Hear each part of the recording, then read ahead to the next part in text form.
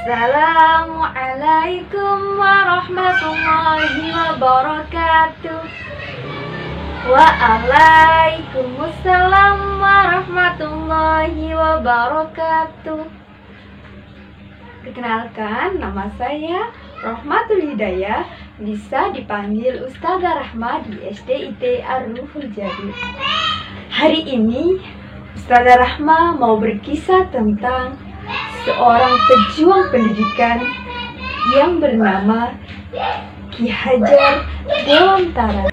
Ki Hajar Dewantara dulunya yaitu bernama Raden Mas Suwardi Suryodiningrat.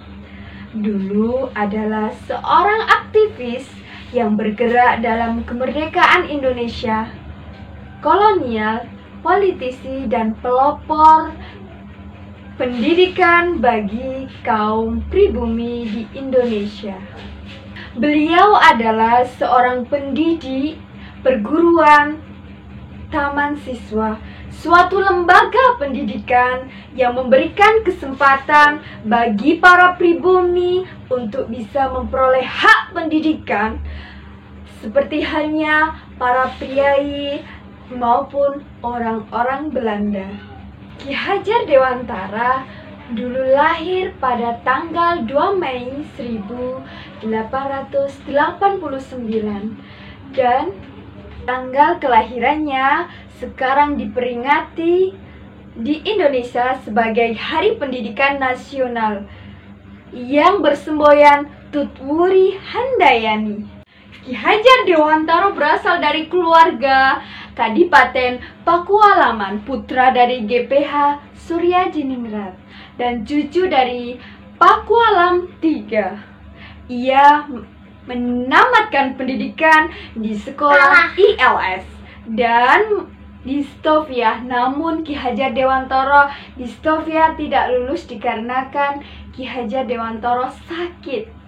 Ki Hajar Dewantara sering disebut dengan Ki Hajar Dewantara yaitu dulunya ada seorang pekerja sebagai penulis atau wartawan di beberapa media dan menjadi penulis yang handal. Tulis-tulisannya yaitu komunikatif sekali dan tajam, semangat emosional anti kolonialnya sangat kuat. Selain ulet sebagai seorang wartawan, ia juga aktif dalam sosial politik. Seorang jurnalis atau penulis yang handal, Ki Hajar Dewantara pernah menuliskan kritikan terhadap pejabat Hindia Belanda yang berisikan tentang, sekiranya aku seorang Belanda, aku tidak akan menyelenggarakan pesta-pesta kemerdekaan di negeri yang telah kita rampas sendiri kemerdekaannya. Sejajar dengan jalan pikiran kita, bukan saja tidak adil, tetapi juga tidak pantas untuk menyuruh insider memberikan sumbangan untuk dana perayaan itu.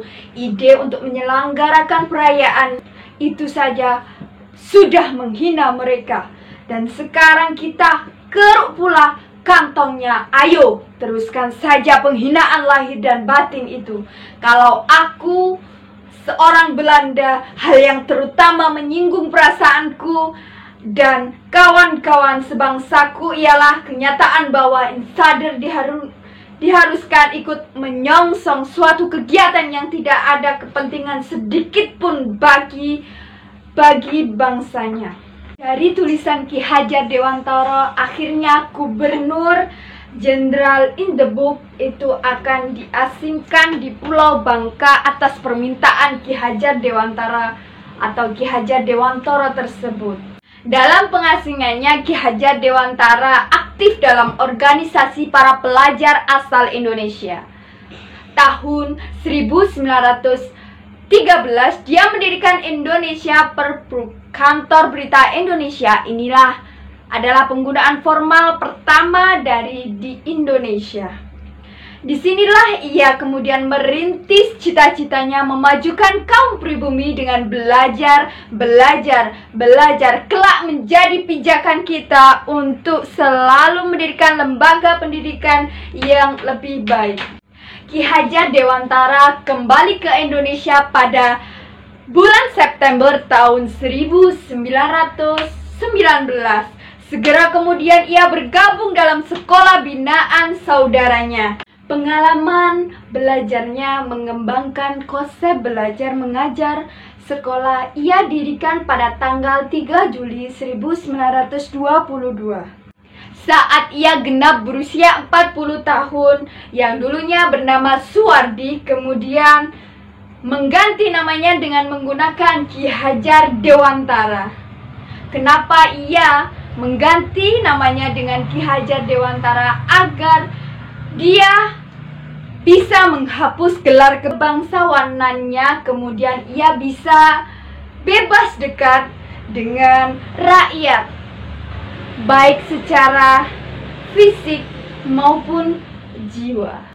Semboyan dalam sistem pendidikan yang dipakai kini sangat dikenal di kalangan pendidikan di Indonesia secara utuh.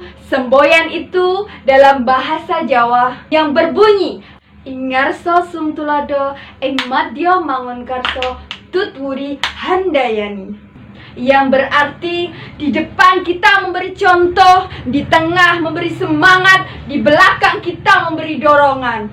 Maka kita sebagai seorang pendidik harus memberikan yang terbaik dan menganggap semua siswa mempunyai keistimewaan yang sendiri. Hidup seorang pendidik, mari kita melahirkan anak didik yang berkualitas. Wassalamualaikum warahmatullahi wabarakatuh.